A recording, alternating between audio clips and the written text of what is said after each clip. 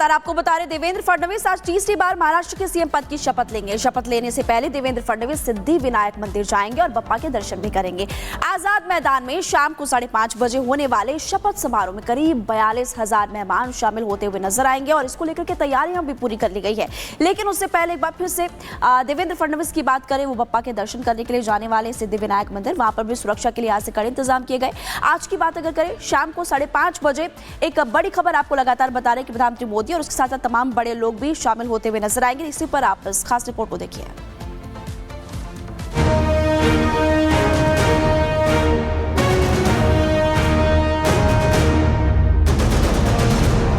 हम तीनों मिलकर और साथ में हमारे जो साथी पक्ष है उनको साथ में लेकर तमाम निर्णय करेंगे।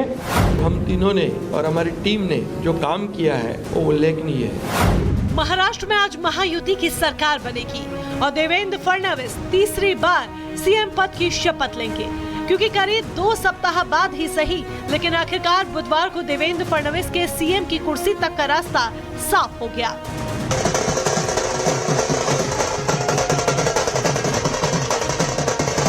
देवेंद्र सरिताताई गंगाधरराव फडणवीस, माननीय देवेंद्र जी। अब आज देवेंद्र फडणवीस सीएम पद की शपथ लेंगे। संग में एकनाथ शिंदे और अजीत पवार होंगे।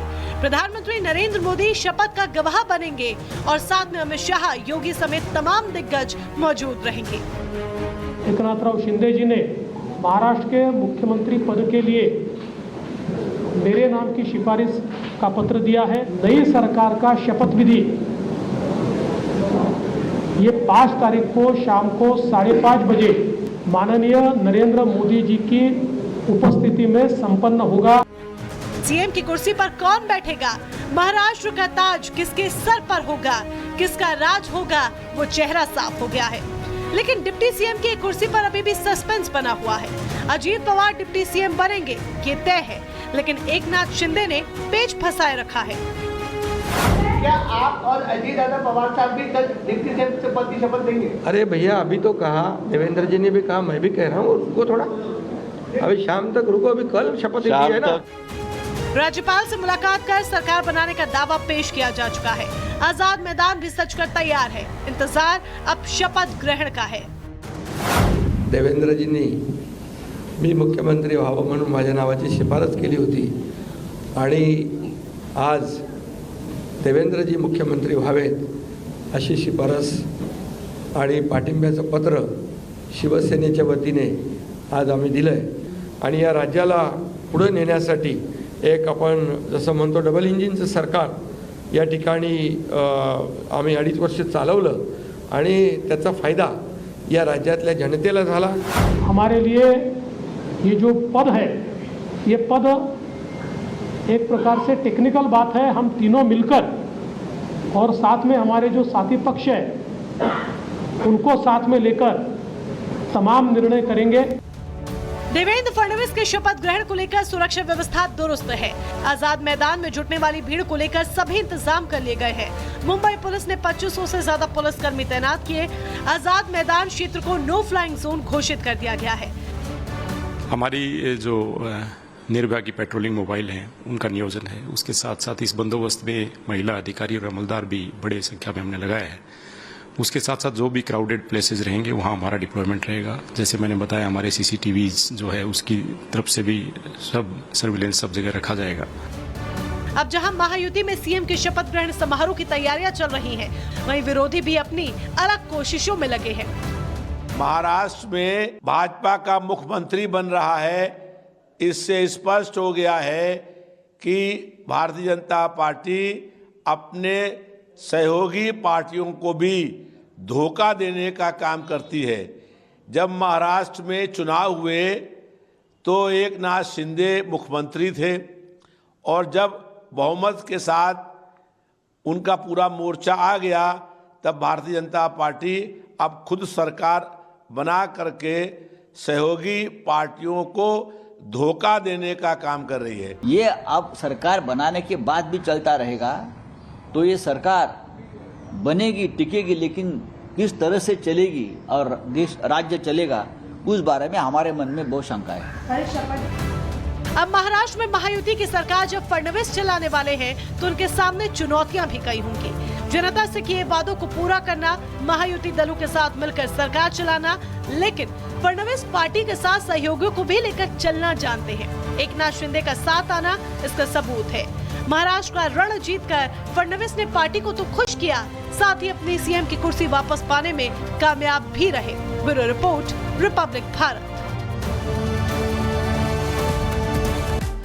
तो महाराष्ट्र के अगले मुख्यमंत्री देवेंद्र फडणवीस होंगे, लेकिन सवाल यह है कि राजस्थान, मध्य प्रदेश या छत्तीसगढ़ के फॉर्मूले पर बीजेपी इस बार क्यों नहीं गई है, ये आपको बता देते हैं। दरअसल महाराष्ट्र के अनुभवी नेता हैं देवेंद्र फडणवीस और इस बार भारतीय जनता पार्टी को जो बड़ी सीटें मिली हैं उसमें देवेंद्र फडणवीस का अहम रोल रहा है। 6 बार के विधायक रह चुके हैं। हर वर्ग और क्षेत्र में इनकी बड़ी पैठ है। संगठन में काम करने का लंबा अनुभव इनको रहा है। इसके अलावा 2014 से 2019 तक ये मुख्यमंत्री भी रहे हैं और उस दौरान इनके काम को पसंद भी किया गया। जनता ने इनके काम पर एक बार फिर मोहर लगा दी है। 2019 में भी सीएम पद की शपथ उन्होंने ली थी और उसके बाद अब आज सीएम पद की शपथ एक बार फिर लेने वाले हैं। 2022 से अब तक डिप्टी सीएम रहे हैं और उसको लेकर भी कहा जाता रहा है कि डिप्टी सीएम के तौर पर भी जो काम किए वो प्रभावी रहे, जनता ने उन्हें पसंद किया। 2019 में बड़ा उलटफेर हुआ था क्योंकि 2019 में उद्धव ठाकरे ने एनडीए का साथ छोड़ दिया था और महाविकास अघाड़ी बनाई थी, जिसके चलते कांग्रेस के साथ मिलकर सरकार तो जरूर बनाई, लेकिन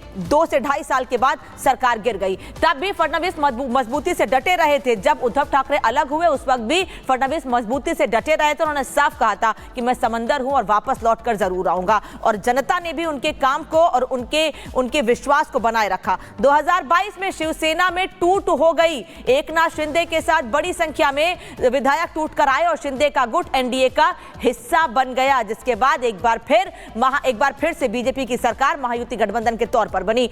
फडणवीस ने खुद को इसमें पीछे रखा और उस दौरान वो डिप्टी सीएम ही बने।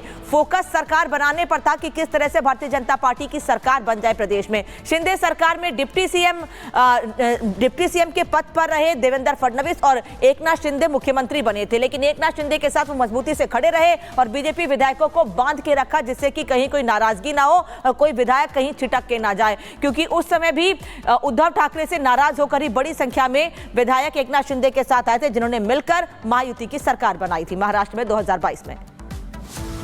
और चलिए अब सीधे राज्यसभा का रुख करते हैं, जहां पर कार्रवाई शुरू हो चुकी है। मानसून सत्र है 19 जुलाई 2021। उसके बाद 31 जनवरी 2023 से भारत की संसद का बजट सत्र शुरू होता है और 24 जनवरी 2023 को हिंडनबर्ग रिपोर्ट आती है। जनवरी 2023 में भारत की संसद का सत्र शुरू होता है और 17 जनवरी 2023 को बीबीसी की डॉक्यूमेंट्री आती है, इंडिया द मोदी क्वेश्चन। और गंभीर महत्वपूर्ण बात है, 20 जुलाई 2023 को भारत की संसद का सत्र शुरू होता है और मणिपुर वायलेंस का वीडियो 19 जुलाई 2023 ठीक एक दिन पहले जारी होता है। पूरे सीक्वेंस में अगर हम चलें तो महोदय मैं याद दिलाना चाहूंगा कि 10 मई 2024 को कोविड वैक्सीन के बारे में एक रिपोर्ट छपती है, जिस समय भारत का चुनाव प्रचार अपने पूर्ण उसके ऊपर था। फिर अभी वर्तमान सत्र हम बताना चाहते हैं कि मानसून सत्र 22 जुलाई से 9 अगस्त के बीच में शुरू होता है और 10 अगस्त को हिंडनबर्ग की रिपोर्ट आती है। वर्तमान सत्र 25 नवंबर से प्रारंभ होता है और 20 नवंबर को अमेरिकन कोर्ट के एक अटॉर्नी की रिपोर्ट आती है एक बिजनेस हाउस के संदर्भ में। मैं सिर्फ देश के सामने बात रखना चाहता हूं।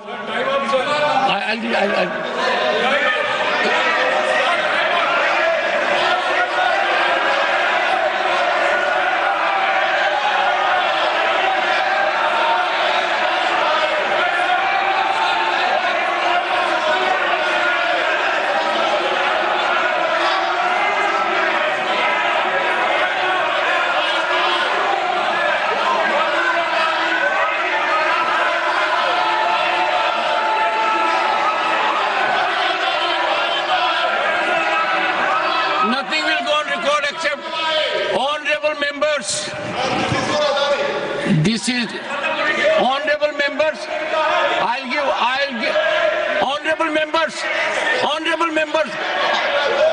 I will give time because listen to me. This is a very serious issue. and we need to have opinion from every. 2021 monsoon सत्र है 19 जुलाई 2021। उसके बाद 31 जनवरी 2023 से भारत की संसद का बजट सत्र शुरू होता है और 24 जनवरी 2023 को हिंडनबर्ग रिपोर्ट आती है। जनवरी 2023 में भारत की संसद का सत्र शुरू होता है और 17 जनवरी 2023 को बीबीसी की डॉक्यूमेंट्री आती है, इंडिया द मोदी क्वेश्चन। और गंभीर महत्वपूर्ण बात है, 20 जुलाई 2023 को भारत की संसद का सत्र शुरू होता है और मणिपुर वायलेंस का वीडियो 19 जुलाई 2023 ठीक एक दिन पहले जारी होता है।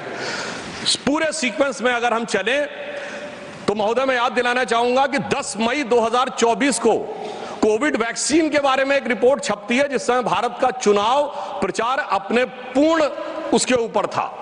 फिर अभी वर्तमान सत्र हम बताना चाहते हैं कि मानसून सत्र 22 जुलाई से 9 अगस्त के बीच में शुरू होता है और 10 अगस्त को हिंडनबर्ग की रिपोर्ट आती है। वर्तमान सत्र 25 नवंबर से प्रारंभ होता है और 20 नवंबर को अमेरिकन कोर्ट के एक अटॉर्नी की रिपोर्ट आती है एक बिजनेस हाउस के संदर्भ में। मैं सिर्फ देश के सामने बात रखना चाहता हूं।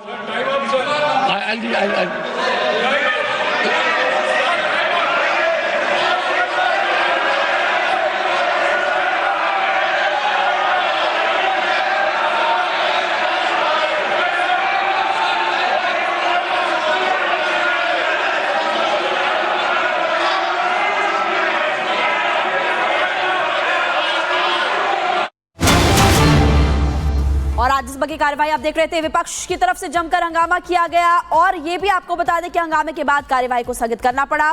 सुधांशु त्रिवेदी की तरफ से विदेशी ताकतें जो हरकतें की कोशिश कर रही है उसको लेकर के मुद्दा उठाया गया और राज्यसभा में विपक्ष का ये हंगामा आप जमकर देख रहे थे कि नारेबाजी करते हुए विपक्षी सांसद नजर आ रहे थे। हंगामे के बाद कार्यवाही को